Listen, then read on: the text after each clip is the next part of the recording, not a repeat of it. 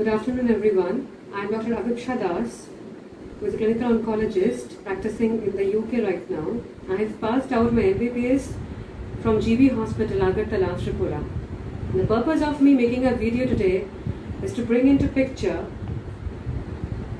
the deeply saddening condition of the only assigned COVID ward in the Tertiary Care Center GB Hospital in Agartala. I humbly request those who are capable enough to bring about a change in my state to please look into this video and take my humble request into kind consideration so that the fate we have suffered with our family member, the same does not happen with other people. My grandmother, Mrs. Binapani Roy, who was 82 years old, she had a fall in the bathroom following rectal bleeding. I repeat, she had a fall in the bathroom following rectal bleeding in the afternoon of 31st of July. My family is that of doctors, so my uncle, he immediately saw her vitals, checked her saturation. It was around 46%. Everybody was panicking, obviously, in the family. Ambulance was called. She was rushed to IGM Hospital as it is the nearest one to our house. In IGM Hospital, a rapid antigen test for COVID was done, which I understand is the basic thing which is required now before taking in any patient. That rapid antigen test report came in within less than 5 minutes, which cannot happen because a rapid antigen test takes at least 15 to 30 minutes for a report to come out. Okay.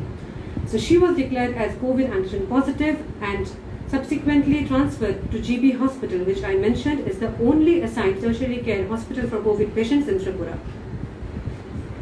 After being transferred there, she was given high flow oxygen, which is very good. That is the first thing you need to do when a patient comes in with low saturation. But that's that. That is the only thing that was done. After hours and hours, I think some doctors came in to see her. Just the fact that she was COVID antigen positive, that restricted them to send further mandatory investigations. Is it so? The basic management protocol was lacking there. Arterial blood gas analysis, which is a must and mandatory for any patient in ICU who has saturation below 50% or tell below even 80%. ABG is something which needs to be done. Chest X-ray is something which needs to be done. ECG is something which needs to be done. Were these being done? No. Oxygen in high flow and intravenous meropenem, which is a high-end antibiotic, were the only two things that were being given to her. My patient was sick. She was semi-conscious. She had a saturation of 44%. An attendant or a dedicated staff along her was mandatory. That was not possible. I understand. Me and my sister, who is also very well educated, she is a psychiatrist in NIMHANS right now, we had to be inside that COVID ICU for 24 hours straight for the next 3 days, wearing PPE in 12-hour shifts. We have no complaints. That ward did not have AC, did not have fan. We were suffocating, we were hypoxic, but still we had to be there for our grandmother because she is the pillar, the strength of our family. I did not need to mention about this to the people because you understand what it happens when your family member becomes sick. The consultant there knows me. He advised me, Aviksha, you get an RT-PCR test done. If that test is negative, we will leave your grandmother home. Very good. We requested for that. The test was being advised to be sent then and there that day, but it went after 2 days. The report did not come. My grandmother was lying there absolutely without anything, any care in that dirty ward. And finally, when she was declared dead, the report of RT-PCR came to be negative the following day. She was put in a bag, thrown in the floor of ambulance, which is being done for the COVID patients, I understand. We were just being allowed to sit in the ambulance and go with her just to see her getting cremated. I won't get my grandmother back. People who die do not come back, I know.